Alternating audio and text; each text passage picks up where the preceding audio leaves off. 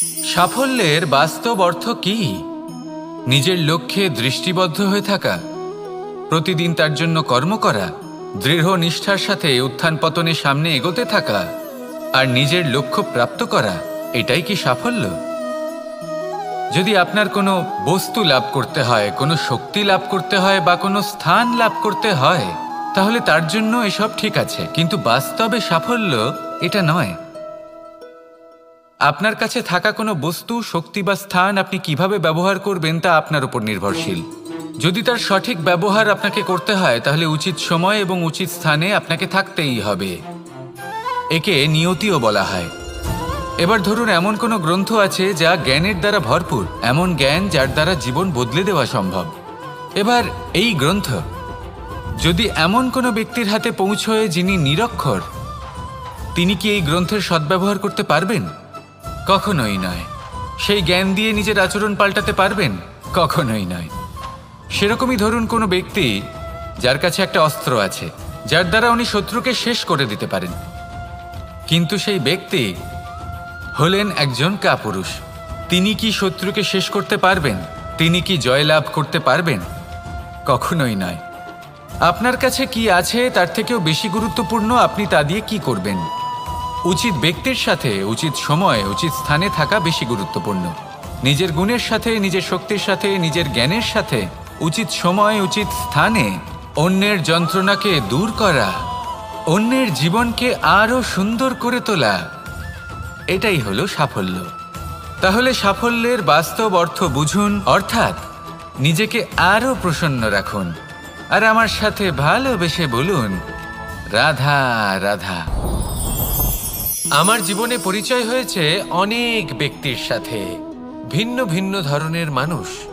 এনাদের সাথে আলাপ হয়ে খুব ভালো লেগেছে, অনেক শিক্ষাও লাভ করেছি। আমি তাদের সাথেও আলাপ করেছি যারা অনেক উচ্চ স্তরে পৌঁছে গেছেন, আবার তাদের সাথেও যারা নিজেদের জীবনে বিশেষ কিছু করতে পারেননি। তাদের সাথেও পরিচয় হয়েছে যারা সফল, আবার তাদের সাথেও যারা অসফল। এবার এই সবই একই রকম মনে হয়। এদের মধ্যে পার্থক্য শুধুই মানসিকতার। যখনই কোনো অসফল ব্যক্তির সাথে পরিচয় হয়েছে, তখনই দেখেছি তাদের কাছে সবসময় একটা অজুহাত রয়েছে যে কেন তারা সফল হতে পারেননি। কখনো তারা দোষ দিয়ে থাকেন তাদের ভাগ্যকে, তাদের পরিস্থিতিকে, দোষারোপ করতে থাকেন তাদের মাতা পিতাকে, আত্মীয়দের, বন্ধু বান্ধবদের।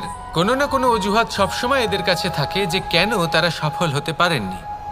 সেখানেই যখন সফল ব্যক্তির সাথে পরিচয় হয়, তাদের কাছে সবসময় একটা কারণ থাকে যে কিভাবে এই সমস্যাগুলির ঊর্ধ্বে উঠে সাফল্য লাভ করা যায়।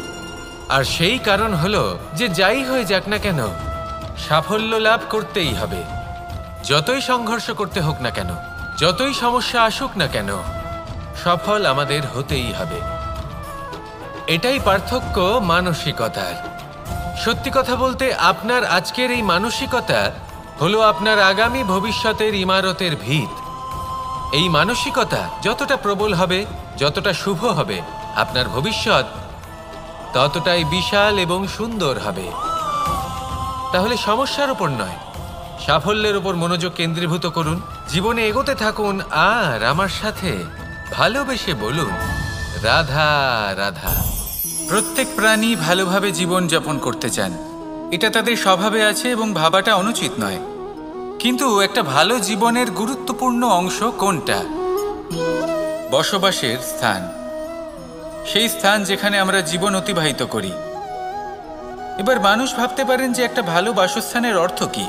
সেই স্থান যেখানে সহজে জল পাওয়া যায়, যেখানে শুদ্ধ বায়ু পাওয়া যায়, যেখানে আনাজ উৎপন্ন হয়। এটা জীবনযাপনের জন্য পর্যাপ্ত বটে, কিন্তু ভালো জীবনযাপনের জন্য আরও একটা কথা আপনাকে বুঝতে হবে। সাধু, জ্ঞানী, পণ্ডিত ব্যক্তি, এই সকল মহাপুরুষ, এনাদের যে বাসস্থান তা অত্যন্ত বিশেষ হয়। এখানে এক ধরনের বিশেষ ইতিবাচক শক্তি থাকে, এমন একটা স্থান যেখানে দেবতারাও বিচরণ করেন। জীবন আমরা সবাই যাপন করি, কিন্তু জীবনের উদ্দেশ্য শুধুমাত্র জীবন যাপন করা নয়। জীবনের উদ্দেশ্য হল মুক্তি লাভ করা। আর এই সকল সাধু, জ্ঞানী, পণ্ডিত ব্যক্তি, এই সকল মহাপুরুষ আপনাকে মুক্তির পথে নিয়ে যেতে পারেন। কারণ এরা হলেন সেই মহাপুরুষ যারা নিজেদের অন্তরের বিকার, অহংকার, ক্রোধ, বিদ্বেষ এই সকল দোষগুলিকে ত্যাগ করেছেন, এদের উপর বিজয় লাভ করেছেন। এমনই একজন ব্যক্তি আপনাকে মুক্তির পথে নিয়ে যেতে পারে।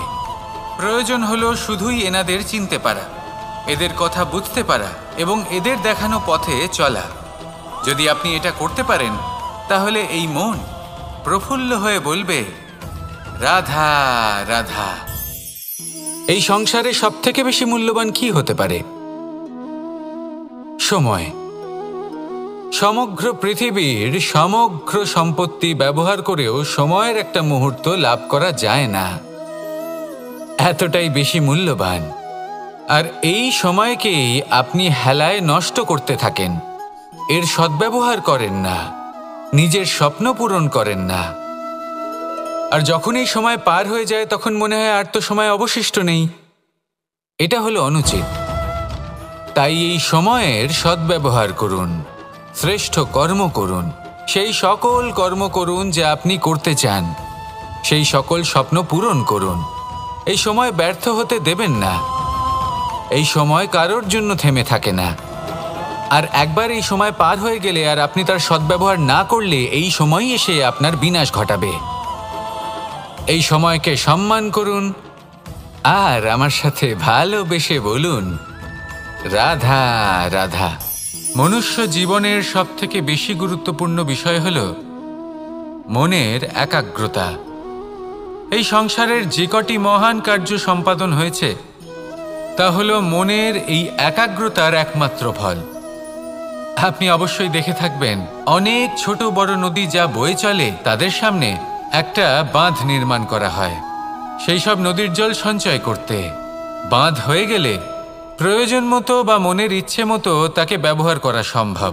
এবার এটাই আমাদের মনের সাথেও সম্ভব। আমাদের মনের একাগ্রতা আজকের দিনে দাঁড়িয়ে বিভিন্ন ধরনের বিকার, ক্রীড়া এবং ভোগের মধ্যে ভাগ হয়ে গেছে।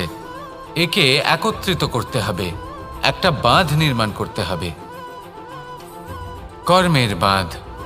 আপনাকে শুধু এটাই করতে হবে, যেটা উচিত কর্ম সেটাই করুন, যেটা অনুচিত কর্ম সেটা করা থেকে নিজেকে বিরত রাখুন। ব্যাস, এই কাজটাই আপনি করতে থাকুন, মনের মধ্যে একাগ্রতার বাঁধ নির্মাণ করুন। আর একবার যদি তা নির্মাণ হয়ে যায় তাহলে যখন চাইবেন, যেখানে চাইবেন, যতটা চাইবেন একাগ্রতা প্রয়োগ করতে পারবেন। আর একবার যদি আপনি এটা শিখে যান তাহলে এই সংসারকে বদলে ফেলার মতো কাজ আপনি করতে পারবেন, সমাজকে শোধরাবার মতো কাজ করতে পারবেন। তাহলে এই মনকে একাগ্র করুন আর আমার সাথে ভালোবেসে বলুন, রাধা রাধা। সূর্য হলেন আমার অত্যন্ত প্রিয়, প্রতিদিন আমাকে নতুন শিক্ষা দিতে থাকেন। একবার সূর্যকে দেখুন, 4 প্রহর পর্যন্ত উনি অন্ধকার সহ্য করেন, তারপর আস্তে আস্তে উদিত হন। প্রথমে লাল, তারপর গেরুয়া, তারপর শ্বেত বর্ণ ধারণ করেন। আস্তে আস্তে আকাশে উদিত হন আর তারপর সমস্ত সংসারে প্রকাশমান হয়ে উঠবেন। এ হলো সূর্যের তপস্যা, তার ধৈর্য, তার প্রতীক্ষা, তার পরিশ্রম, যার ফলে উনি সংসারে সর্বোচ্চ স্থান অধিকার করেছেন। যদি আপনিও এই সংসারে সূর্যের মতোই মহান হয়ে উঠতে চান, সূর্যের মতো এই সংসারে সর্বোচ্চ স্থান অধিকার করতে চান, তাহলে আপনাকে সূর্যের মতোই তপস্যা করতে হবে, প্রতীক্ষা করতে হবে, ধৈর্য ধরতে হবে, পরিশ্রম করতে হবে। তবেই এই সংসারে আপনি সম্মান লাভ করবেন, যশ লাভ করবেন। আসুন আমার সাথে ভালোবেসে বলুন, রাধা রাধা। একটা শব্দ আছে, পরিস্থিতি। অনেক মানুষের মুখে আমরা এই শব্দ শুনি। জীবনে যখন অসফল হই, দুঃখ আসে, সংকট আসে, কোনো বিপদ ঘনিয়ে আসে, তখন সমস্ত দোষ আমরা পরিস্থিতির ওপর চাপিয়ে দিই। আর দেখতে গেলে কোথাও না কোথাও ঠিকই করি। এই পরিস্থিতি প্রত্যেক দিনের মতো পাল্টাতে থাকে, কিন্তু এই দিন, এই রাত, এমন কেউ আছেন যিনি এর ওপরেও নিয়ন্ত্রণ সাধন করেন, আর তিনি হলেন সূর্য। ঠিক সেই রকমই আমাদের জীবনেও সূর্য হলো এই মন। যদি এই মনের উপর আমরা নিয়ন্ত্রণ করতে পারি তাহলে আমরা জীবনকেও নিয়ন্ত্রণ করতে পারবো। প্রথমে এই মনের রাজা হয়ে উঠতে হবে। তাই মনে রাখবেন, যদি মন দুর্বল হয় তাহলে পরিস্থিতি আমাদের সমস্যা বলে মনে হবে। এই মন যদি স্থির হয়, পরিস্থিতি প্রতিস্পর্ধা বলে মনে হবে। আর এই মন যদি শক্তিশালী হয়ে ওঠে তাহলে যে কোনো পরিস্থিতি আপনার কাছে একটা সুযোগ মাত্র, এমন এক সুযোগ যাতে অগ্রসর হয়ে আপনি মহান হয়ে উঠতে পারেন। এই মনের শক্তির বৃদ্ধি ঘটান, মহান হয়ে উঠুন, আর আমার সাথে ভালোবেসে বলুন, রাধা রাধা। এই সংসারের একটা নিয়ম আছে, বা বলতে পারেন লোকে তাই বলে, যে শক্তিশালী হয় সে শক্তিহীনকে নত করে দেয়। এমনটাই হয়, তাই না? আবশ্যক নয়, কখনো কখনো এমনও হয় একজন অসমর্থ ব্যক্তি সমর্থ ব্যক্তিকে নত করে দেন। এটা সম্ভব, এও হতে পারে। আর এটা তখন হতে পারে যখন তার মধ্যে ভালোবাসার শক্তি থাকে। ভালোবাসার শক্তি এই সংসারে সবথেকে বড় শক্তি হয়। এই ভালোবাসার শক্তি দ্বারাই নির্ধন সুদামা আমাকে দিয়ে নিজের পা ধুইয়ে নিল, কিছু না বলেই, কিছু না চেয়েই।